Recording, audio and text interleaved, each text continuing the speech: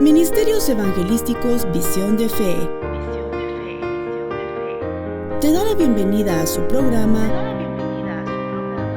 Consejo, Verdades Bíblicas, con el pastor licenciado Luis Alberto Palacios.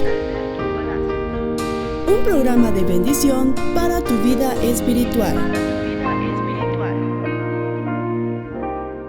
Gloria a Dios. Salmo capítulo 22, por favor. Hermanitos amados. Salmo 22. Un salmo maravilloso que perfila la angustia, la deshonra, el dolor, el sufrimiento y la exaltación de nuestro Señor Jesucristo como el Mesías, prometido a Israel. Salmo 22, vamos a leer el versículo 1 como un texto áureo. ¿Está conmigo allí? Dice Salmo 22:1. Dios mío, ¿por qué me has desamparado? ¿Por qué estás tan lejos de mi salvación y de las palabras de mi clamor? Dios mío, clamo de día y no me escuchas, y de noche y no hay para mí sosiego. Que el Señor nos bendiga, hermanos, a través de su palabra. Este salmo también se le llama el Salmo de la Cruz. Y es una descripción exacta, a mi parecer, una descripción profética que David hace acerca del momento en el cual nuestro Señor Jesucristo era flagelado. Y podemos encontrar en el Salmo palabras que muestran la angustia, el sufrimiento, porque David estaba profetizando el dolor y el Mesías el dolor del Mesías crucificado. Y es interesante ver, hermanos, el paralelismo de cada una de las palabras que David utiliza. Todos saben, los que han estudiado a profundidad la palabra, y algunos aseguran que David está escribiendo de un hijo suyo, pero al analizar el perfil de vida de los hijos biológicos de David, ninguno pasó por un sufrimiento como el que expresa el Salmo 22. Quizá David tuvo un paralelismo con el Señor en el sentido de que fue perseguido, en el sentido de que fue acosado de muerte muchas veces, pero aún así no se compara con el sufrimiento de nuestro Señor. Por eso todos creen, hermano, que este es un salmo mesiánico que le fue revelado a David para poder dejar la garantía de que el sacrificio de la cruz realmente es un sacrificio de redención que lavó todos nuestros pecados, que quitó todas nuestras culpas y que ahora nos deja sentir la seguridad y la certidumbre de que realmente nosotros hemos sido justificados delante del Padre por el sacrificio del Señor. Pero cuando analizamos cada una de las partes de este capítulo 22, nos damos cuenta inicialmente, desde el versículo 1 y 2, la humillación del Señor, el abandono que el Señor pasó, el momento angustiante cuando el Padre aborreció el pecado que cayó sobre él, y entonces él levanta ese clamor y dice: Dios mío, que en el hebreo la repetición, hermano, muestra el momento apremiante en el cual él estaba rogando al Señor o preguntándole por qué el desamparo, aunque el Señor conocía que era necesario que pasara por ese proceso y que se hiciera, como dice en algunas epístolas de la palabra, que se hiciera maldición el Señor por causa nuestra. Y cuando el pecado vino, el Padre aborreció el pecado y se apartó totalmente del Señor Jesucristo. Y por eso él dice: ¿por qué me has desamparado? ¿Por qué estás tan lejos de mi salvación y de las palabras de mi clamor? Jesús hizo suyo el Salmo 22, porque sabía que esto se había profetizado acerca de él y que era necesario que pasara por ese sufrimiento indecible, por ese sufrimiento injusto, hermanos amados, donde él tuvo que pagar la deuda del pecado de toda la humanidad. Y el precio elevado no solo fue el derramamiento de su bendita sangre, sino la ruptura de la unidad perfecta del Padre, del Hijo y del Espíritu Santo. El Señor en el capítulo 17 de Juan dijo: Padre, que sean uno, como tú y yo somos uno. Porque hasta ahí la unión no se había roto. Ahí estaba todavía el Padre, el Hijo y el Espíritu integrados en una unión perfecta. Pero el pecado nuestro, el pecado de la humanidad provocó, hermano, que se rompiera la unidad perfecta y que el Padre abandonara al Hijo en el momento que todo el peso de pecado cayó sobre él. Figurativamente, algunos dicen que el Padre volteó su rostro para no ver el pecado. Y ese fue el momento en el cual el Señor sintió el abandono, el desamparo, y sintió tan lejos la salvación. Y sabía que no estaba siendo escuchado el clamor, las palabras de súplica que él estaba elevando al Padre. Entonces me hacía pensar esto en la bendición que trajo para nosotros el sufrimiento indecible del Señor Jesucristo. Porque el momento en el cual el Padre lo abandonó es el momento que a nosotros nos garantiza que el Señor Jesucristo no nos va a abandonar a nosotros nunca. Porque Él dijo: he aquí, yo estoy con vosotros todos los días de su vida hasta el fin del mundo. Aleluya. Bendito sea el Señor. Démosle fuerte, fuerte las palmas al Cristo de la gloria. El abandono del Padre al Hijo a nosotros nos garantiza que el Hijo no nos va a abandonar nunca.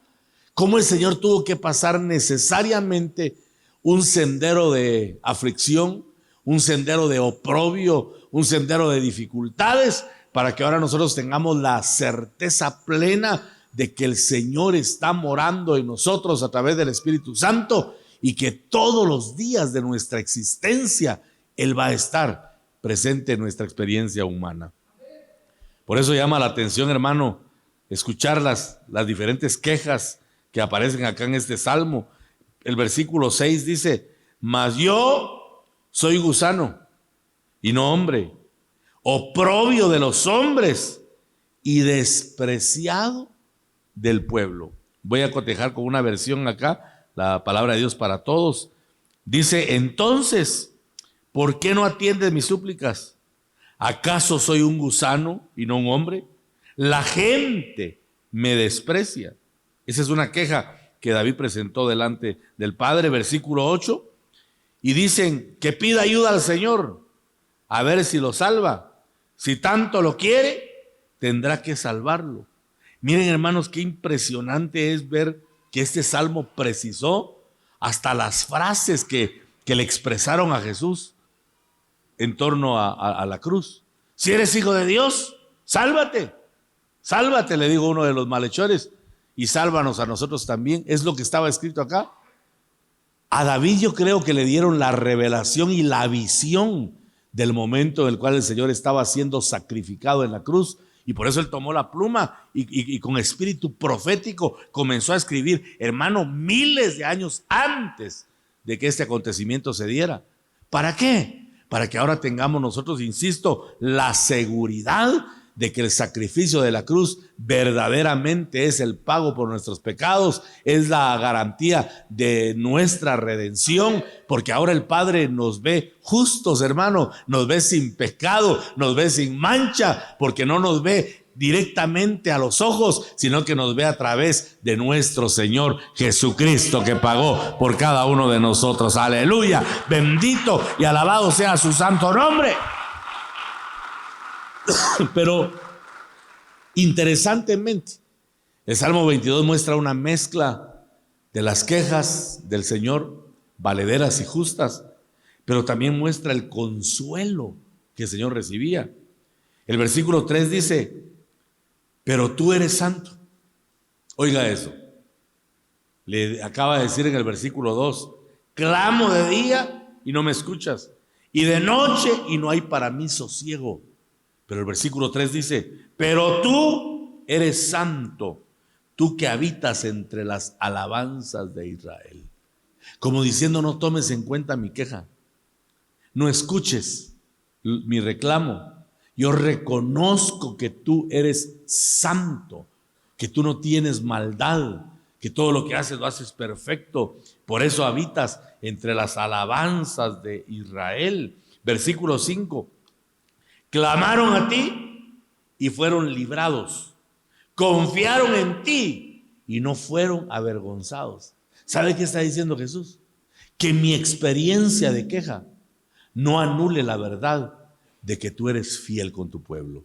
Que mi experiencia de abandono no anule la verdad de que tú siempre estás atendiendo la necesidad o las necesidades de tu pueblo. Es una mezcla, hermano, donde brota por momentos el alma de nuestro Señor, su humanidad, pero de inmediato el Espíritu toma control y comienza a declarar a un Dios bondadoso, a un Dios misericordioso, a un Dios de verdad. Y esto nos enseña que cuando en ocasiones nos es necesario pasar por valles de angustia, por valles de dolor, por valles de probatorio, y la mente nos comienza a hablar que Dios nos ha desamparado, nuestro espíritu tiene que tomar fortaleza y declarar que Jehová es nuestro escudo para siempre, que Él es nuestro buen pastor, que Él nunca nos va a abandonar, y al final vamos a alzar nuestros brazos en señal de victoria delante del Todopoderoso. Aleluya, démosle fuerte las palmas al bendito Rey. Hermano, qué interesante ver la profundidad que tiene este salmo mesiánico, este salmo de la cruz del Señor. En un momento tan apremiante nos deja ver también que lo que sostuvo al Señor fue la oración. ¿Cómo no? Isaías dice que por el gozo que estaba puesto delante de sí soportó la cruz, y eso es verdad. ¿Qué gozo? El gozo de nuestra salvación, el gozo de nuestra redención, el gozo de vernos hoy congregados, alabando, exaltando y glorificando su santo nombre. Pero también, hermano, lo que lo sostuvo fue ese espíritu de oración que nuestro Señor tuvo todo el tiempo. A Jesús lo vemos de repente haciendo portentos, maravillas, milagros y prodigios, y después lo vemos de rodillas, pidiéndole al Padre su bendición, pidiéndole al Padre la fortaleza, pidiéndole al Padre la renovación de esas fuerzas espirituales para seguir haciendo la obra. Y en el momento clímax del ministerio del Señor, en el momento pináculo, en lo más elevado, aparece también, hermano, en la misma cruz, estando clavado de pies y manos, aparece la oración profunda del Señor. El versículo 11, dice: no te alejes de mí. Oiga eso. No te alejes de mí, porque la angustia está cerca, porque no hay quien ayude. ¡Guau! No te alejes. El versículo 2 dice: ¿por qué me desamparaste? Pero su espíritu sigue declarando que el Señor está ahí. Y por eso dice: no te alejes. Señor, yo sé que te retrajiste. Yo sé que te hiciste un poco atrás al ver el pecado de la humanidad, pero sé que está cerca. No te alejes, porque la angustia está cerca, porque no hay quien humanamente, pues, no hay quien me ayude. Mire ese clamor. Versículo 19. Mas tú, oh Jehová, no te alejes, otra vez, fortaleza mía, apresúrate a socorrerme. Verso 21. Sálvame de la boca del león, porque tú me has escuchado de los cuernos de los unicornios. Ahí vuelve otra vez a pedir la ayuda, a pedir que lo salve de ese fragor diabólico, hermano. El león que menciona acá es la figura de Satanás viendo al Señor morir en la cruz del Calvario. Por eso la descripción del Evangelio dice que cuando el Señor estaba a punto de entregar el Espíritu, se oscureció, porque hubo una concentración de demonios, hermano. Todas las potestades del infierno fueron a observar el acto en el cual aparentemente Satanás había vencido al Hijo de Dios, porque estaba muriendo en la cruz.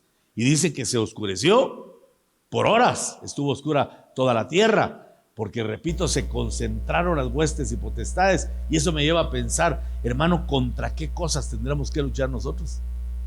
La palabra dice que nuestra lucha no es solamente contra carne y sangre, sino contra principados, potestades, gobernadores de tinieblas y un sinfín de demonios que menciona la palabra. pero lo que es cierto es que nuestro Señor ya les aplastó la cabeza a todos, hermano amado, porque los exhibió públicamente, triunfando sobre ellos aquí en la cruz del Calvario. Y esa victoria es nuestra también. Bendito sea el Señor. Démosle fuerte las palmas al Cristo de la gloria y tengamos presente, al igual que David, en este salmo profético, que el Señor no está lejos de nosotros. Él está cerca, Él está presto a ayudarnos. Solamente tenemos que correr con humildad a Él y decirle: Señor, socórreme, Señor, auxíliame, Señor, provéeme, Señor, sáname, Señor, restaura. Yo no sé cuál sea nuestra necesidad, pero el Señor también está cerca de nosotros, más cerca que nunca, hermano, porque repito, el abandono que mi Señor pasó es la garantía de que a nosotros Jesús nunca nos va a abandonar. Pero qué bueno que no todo quedó en tragedia. El Señor pasó por el sufrimiento más grande que cualquier ser humano ha pasado, por amor a nosotros. Pero también muestra el Salmo el momento de victoria, el momento de aprobación, el momento en el cual el Padre lo exalta hasta lo sumo. El verso 22 en adelante dice: anunciaré tu nombre a mis hermanos. Esta es la proclamación del Evangelio. El Señor le dice al Padre: estoy seguro que después de ofrendar mi vida, que después de entregarme como sacrificio perfecto, después voy a anunciar mi nombre. Anunciaré a mis hermanos tu nombre, dice aquí, que es el mismo nombre del Señor. Anunciaré tu nombre a mis hermanos y en medio de la congregación te alabaré.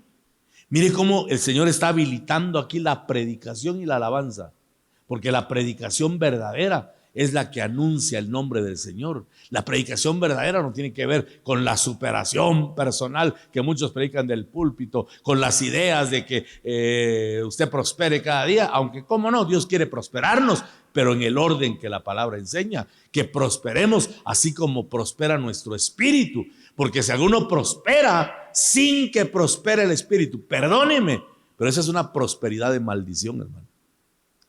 Se lo digo categóricamente porque así se tiene que predicar la verdad. Si no te está prosperando Cristo, ¿quién te está prosperando? Es la pregunta. Eso lo he venido repitiendo y no sé por qué. Porque para tener la certeza de que Dios nos está bendiciendo. ¿Cuántos creen que Dios bendice? Pero para tener la certeza que es el Padre el que nos está bendiciendo, tenemos que sentir en nuestro interior, hermano, que nuestro espíritu está desarrollando, que nuestra alma está avanzando, y esa es la garantía inequívoca de que el Señor ha extendido su diestra para bendecirnos, para prosperarnos, para sobreabundarnos, porque esos son los planes que Dios tiene para nosotros. Aleluya. Démosle gloria y honra al Señor Dios Todopoderoso. Luego dice el verso 23: los que teméis a Jehová, alabadle, glorificadle, simiente toda de Jacob, y temedle vosotros, simiente toda de Israel. Note cómo el versículo 23 menciona las dos estirpes: la estirpe judía, que es la simiente de Jacob, y la simiente de todo Israel, que habla de la iglesia, que habla de los redimidos, que habla de aquellos que fuimos rescatados por precio de sangre en la cruz del Calvario. Eso muestra, hermanos, que debemos temer el nombre de Jehová en todo tiempo. Dice el verso 24: porque no menospreció ni abominó la aflicción del pobre, ni de él escondió su rostro, sino que cuando clamó a él, le oyó. De ti será mi alabanza en la gran congregación. Oiga, repito, de ti será mi alabanza en la congregación. Diga conmigo: alabanza y adoración. Pero luego dice: mis votos pagaré delante de los que le temen. Diga conmigo: diezmos y ofrendas. Esos son los votos que hay que pagar, porque aquí está mostrando la faceta posterior al sacrificio y al sufrimiento de la cruz.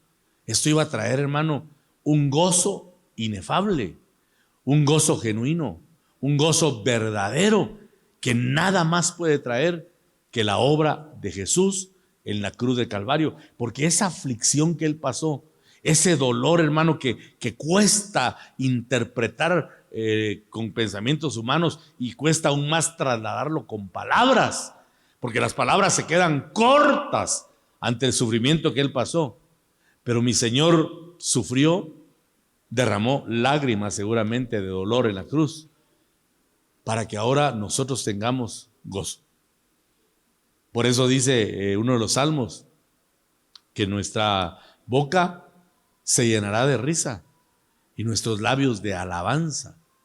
¿Por qué? Porque la tristeza, la angustia y el llanto del Señor en la cruz fue el pago para que ahora nosotros tengamos gozo perpetuo, gozo que nunca se termina, gozo que se mantiene siempre en nuestro corazón. Versículo 26. Comerán los pobres y serán saciados. Esa es provisión del Señor. Comerán los pobres y serán saciados. Alabarán a Jehová los que le buscan. Vivirá vuestro corazón para siempre. Vamos pues aquí a interpretar. Comerán los pobres y serán saciados. ¿Qué pobres? ¿Qué pobres? Ya vio, pastor, que hay que darle a los pobres. Los pobres de espíritu. Eso dijo el Señor en las bienaventuranzas. Bienaventurados los pobres de espíritu, porque ellos serán saciados. ¿Quién es un pobre de espíritu? El que no puede vivir sin la presencia de Dios. Ese es un pobre de espíritu. Uno que reconoce que de sí mismo no tiene nada. Porque, hermano, ¿qué tenemos nosotros en nuestra humanidad? Nada. Todo lo que tenemos se lo debemos a Él. Y el Señor está expresando acá la nueva faceta, la faceta de la iglesia. Y el Señor promete y dice: comerán los pobres y serán saciados. Alabarán a Jehová los que le buscan. Es necesario buscar su rostro. Es necesario, hermano, continuamente acercarse al Señor y mostrarle la necesidad apremiante que tenemos de Él. Y entonces Dios promete y dice: vivirá vuestro corazón para siempre. Esa es la eternidad prometida. Eso es lo que el Señor nos quiere dar, hermano, si mantenemos ese espíritu ferviente de búsqueda al Señor, si reconocemos la necesidad que tenemos de Él para poder entonces entrar a un reino sempiterno. Es la palabra, es una palabra latina, ahí tiene su origen, que significa un reino siempre eterno. Eso es lo que significa sempiterno. Dice el versículo 30, la posteridad le servirá. Esto será contado del Señor por una generación. Vendrán y anunciarán su justicia a un pueblo que ha de nacer. Le dirán que Él hizo esto. ¿Qué está mostrando este pasaje, estos dos versículos? La nueva generación de los que vamos a ser transformados por la obra de nuestro Señor Jesucristo, y que vamos finalmente a entrar, a accesarnos a ese reino sempiterno, a esa eternidad que tanto anhelamos, hermano, y que, dicho sea de paso, yo creo que pronto vamos a poder experimentar. Los acontecimientos mundiales, hermano, nos están gritando que el Señor está a la puerta. Yo no me voy a jugar la maroma de decirle en tal fecha viene el Señor. Eso en primer lugar es orgullo humano. Y en segundo lugar es falsedad y mentira. Porque nadie sabe el día y la hora. Y ahora vienen algunos exégetas contemporáneos o modernos y dicen: nadie sabe el día y la hora, pero sí podemos saber la semana y el mes. Que se dejen de charadas, hermano. Esa es una unidad, un lenguaje bíblico que está diciendo que nadie sabe el momento en el que el Señor vendrá. Solo el Padre en su potestad. Pero el Señor Jesucristo nos dejó señales. El Salmo 24 está plagado de los aspectos que muestran la proximidad de la venida del Señor. Habla de guerras, habla de rumores de guerras, habla de pestes, y dice: cuando estas cosas estén aconteciendo, erguid vuestra cabeza, porque el día de vuestra redención está cerca. ¿Qué es erguir la cabeza? ¿Qué es erguir la cabeza? levantarla. Porque mire, hermano, los tiempos finales van a ser tan pesados. Los tiempos finales, yo le he estado enseñando que en la palabra chalepo, que habla de los días malos, la palabra griega chalepo significa consumir las fuerzas. Entonces los días malos, hermano, los tiempos finales están consumiendo la fuerza de mucho pueblo que está cabizbajo, que su cerviz está caída. Pero el Señor dice, cuando estas cosas comiencen a acontecer, erguid vuestra cabeza. Hay dos interpretaciones. Puede ser que el pueblo esté cabizbajo porque el peso de los días malos es muy fuerte. O puede ser que Satanás haya logrado desviar la mirada y que la gente esté viendo las cosas de este mundo y no la gloria eterna que el Padre tiene arriba. Con todo respeto yo pregunto, ¿qué estás viendo tú? Hay gente que todavía tiene proyectos a largo plazo, hermano. Ay, Dios. No le digo que no trabaje, no le digo que no se proyecte, porque Martín Lutero acertadamente dijo, si el Señor viniera mañana, yo voy a plantar un árbol hoy. Seamos activos, pero no tengamos afanes, hombre. ¿O sueña usted con ser el próximo millonario? ¿Ah? Peor si es alejado de Dios. Serán como estopa, dice muchos, en el día de la manifestación del Señor. Y a mí, hermano, un versículo que me impacta demasiado es cuando dice que en el día de su manifestación muchos se van a apartar de él avergonzados, porque el Señor Jesucristo les dirá, apartaos de mí, nunca os conocí, hacedores de maldad. Imagínense correr a Jesús. Ay, mi Señor, por fin te veo. Y si el Señor habla como Chapín, ¿y vos quién sos?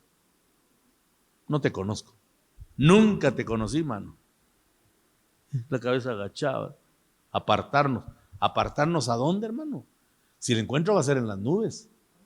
Eso significa que van a tomar a ese pueblo en vergüenza y lo van a regresar a la tierra después de haber sido arrebatados para que pasen la tribulación. Y que ahí tengan que pagar con su vida la salvación que cuánto tiempo el Señor ofreció eternamente, solo al poner nuestra fe y nuestra confianza en Él. Por eso ahora que el día está cerca, procuremos meternos con el Señor cada día más y más, hermano, para que podamos entonces entrar a la experiencia gloriosa del gozo inefable que Dios ha preparado, porque la palabra dice que allá el Señor va a enjugar toda lágrima de los ojos, no habrá más tristeza, no habrá más llanto, no habrá más dolor, porque Él va a ser el consuelo eterno de su pueblo. Quizá tengamos que pasar, como el versículo 1 y 2 acá, un tiempo de una queja amarga y sentir momentos, hermano, en los que pareciera, ahora sí puedo utilizar ese término, en los que pareciera que el Señor se ha alejado, porque solo es nada más una percepción humana. Porque la Biblia nos está gritando que a nosotros y el Señor nunca nos va a desamparar. Pero pastor, ¿y entonces por qué nos pasan cosas malas? Porque Dios lo permite con un propósito, hermano. Pero Él siempre está vigilando nuestra vida. Él está siempre con su mirada puesta en nosotros, no como le ocurrió a Él, que el Padre apartó su mirada. Y ahí fue donde Él tuvo un sentimiento que nunca había tenido mi Señor. Nunca. Un sentimiento de abandono, un sentimiento de muerte, que tuvo que pasar para pagar nuestra redención. Dios mío, ¿por qué me has desamparado? Elí, Elí, lama sabactaní en arameo. ¿Por qué me desamparaste? Eso es una terrible expresión de dolor y angustia. Él enfatiza y dice, clamo y no me respondes.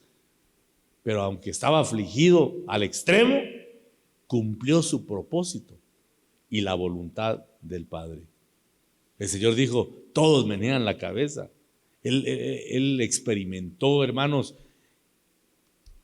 un espectáculo de burlas, de vituperios, de injurias, de escarnio, porque todos los que estaban al pie de la cruz, eso es lo que le giraban, una cantidad de improperios.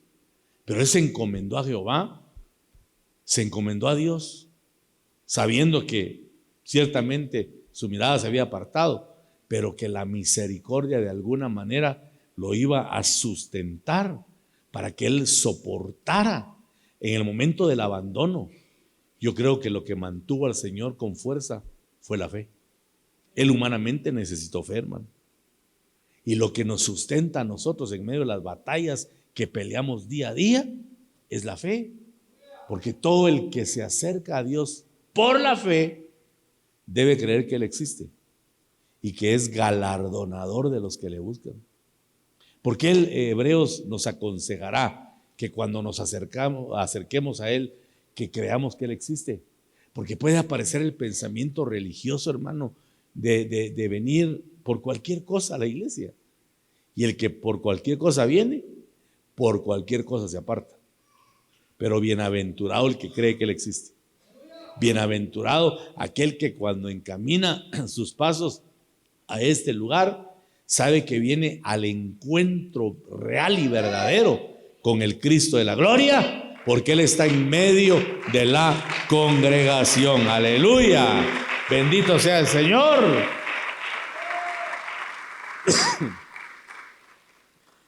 Qué tremendo es pensar en la trascendencia que tiene el pacto de redención. 2 Corintios 5:21, si gusta leámoslo para tener la seguridad. Dice, al que no conoció pecado, lo hizo pecado por nosotros, para que nosotros fuésemos hechos justicia de Dios en él. Oiga ese pacto de redención. Al que no conoció pecado, lo hizo pecado. Eso cuesta entenderlo, hermano. Porque mi Señor nunca experimentó el pecado. Pero el Padre lo hizo pecado por nosotros, para que nosotros fuésemos hechos justicia de Dios en Él. O sea, nosotros le dimos a Jesús todo nuestro pecado e iniquidad, y Él nos dio toda su justicia y toda su santidad. ¿Qué intercambio es de hermano? Nada lógico, nada entendible desde una perspectiva humana. Por eso Isaías 53:10, dice que el Padre quiso quebrantarlo, sujetándolo a padecimiento, dice la palabra. Quiso quebrantarlo, sujetándolo a padecimientos. ¿Quién lo hizo? El Padre. Lo quebrantó y lo sujetó a padecimientos, hermano, para que ahora tengamos todos una nueva experiencia en el Señor. Amén. Pero qué bueno que mi Señor, a pesar de ese sufrimiento inimaginable al cual en cierta manera fue sometido, aunque dice claramente la Escritura que Él entregó su vida voluntariamente, pero eso sí con la permisión del Padre. Pero el Señor siempre declaró y dijo, pero tú eres santo. ¿Cuántos declaramos esta mañana que el Señor es santo? Démosle una ofrenda de palmas al Cristo de la gloria, por favor, hermanos.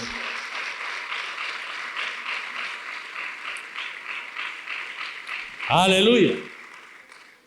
Dice versículo 14 del Salmo 22, regresemos al Salmo 22, por favor. Leamos desde el versículo 11, hermanos. Sigue la oración al Padre y dice, no te alejes de mí, porque la angustia está cerca, porque no hay quien ayude. Versículo 12, me han rodeado muchos toros, fuertes toros de Basán me han cercado. Mire toda la concentración de demonios que hubo ahí. Abrieron sobre mí su boca, como león rapaz y rugiente. Esa es la embestida del diablo a él y el efecto que produjo ese ataque diabólico. Estoy derramado como aguas y todos mis huesos se descoyuntaron. Mi corazón es como cera. Note que dice que sus huesos fueron descoyuntados, mas no quebrados, ¿verdad? Porque no quebraron ninguno de sus huesos, pero sí se descoyuntaron. Imagínense el dolor que tuvo que pasar el Señor. Mi corazón es como cera, derretido en medio de mis entrañas. Por eso cuando la lanza romana atravesó su costado, brotó sangre y agua, porque el corazón se estaba desintegrando a causa del dolor profundo, hermano, como una especie de infarto al miocardio que el Señor pasó. Se secó como un tiesto mi vigor y mi lengua se pegó a mi paladar. Por eso dijo el Señor: tengo sed, porque literalmente la lengua se le pegó a su paladar. Y me has puesto en el polvo de la muerte, dice acá. Versículo 16, que ese es un versículo contundente y rotundo, hermano. Porque perros me han rodeado. Me ha acercado cuadrilla de malignos. Oiga esto: horadaron mis manos y mis pies. Eso ya muestra que es el Señor Jesucristo. Horadaron mis manos y mis pies. ¿Sabía usted que cuando David escribió el Salmo no existía la crucifixión? Porque la crucifixión es un invento romano. Entonces, ¿cómo dice David? Horadaron mis manos y mis pies. Y por eso los judíos ortodoxos vienen y ellos hacen una traducción diferente. Porque la palabra horadaron creo que es la palabra hebrea cajú. Y ellos cambian a la palabra hebrea cají, una letra que cambia, pero la palabra cají significa león. Eso es una traducción que el texto masorético ciertamente contiene, hermano. El texto masorético. Pero la Septuaginta, que es la traducción del hebreo al griego, es más antigua y esa sí utiliza la palabra cajú, que significa horadaron. Porque yo sí entiendo de inmediato cuando dice horadaron mis manos y mis pies, yo sé que habla de Jesús. Pero entonces vienen los judíos ortodoxos y dicen: no, eso no es así, la palabra es la palabra cají y la palabra cají significa león. Entonces la traducción diría: león, como león mis manos y mis pies. Esa es la traducción. Como león mis manos y mis pies. ¿Qué sentido tiene eso, hermano? Pero la Septuaginta dice: horadaron mis manos y mis pies. Sorprendentemente, ni siquiera había aparecido el invento de la cruz en la mente de las personas, y ya el Señor estaba profetizando que la señal inequívoca del Mesías es que iban a horadar sus manos y sus pies. Por eso cuando Él se revela allá en Zacarías a su pueblo, después de la persecución y del día de la angustia de Jacob, cuando se aparezca a ellos aparentemente en el valle de Petra, donde el Señor va a venir montado en corcel y lo van a ver como ellos desean verlo, con un título en el muslo y con gloria, y van a decir: este sí es nuestro Mesías. Pero cuando Él descienda para salvarlos y cuando se quite su manto, le van a decir: ¿y qué son esas heridas en tus manos y tus pies? Porque fueron horadados. Entonces David tenía razón cuando profetizó. ¿Y cómo no iba a tener razón si David no está hablando de sí mismo, sino que está hablando bajo la unción del Espíritu Santo del Señor? Amén, hermanos. Puedo contar, dice, todos mis huesos. Ellos me miran y me observan. Repartieron entre sí mis vestiduras y sobre mi ropa echaron suertes. ¿Es cierto esto que dijo David? Sí. El Evangelio dice que los soldados romanos echaron suertes para ver quién se quedaba con su ropa, porque dicen algunos que era ropa costosa, era ropa cara. O sea que el Señor no se vestía con harapos, ¿verdad? No andaba con pobreza. Él se vestía bien y por eso echaron suertes sobre su ropa, porque era ropa que tenía mucho valor. Amén, hermanos. Pero luego dice: mas tú, oh Jehová, no te alejes, fortaleza mía, apresúrate a socorrerme. Otra vez el clamor, hermano.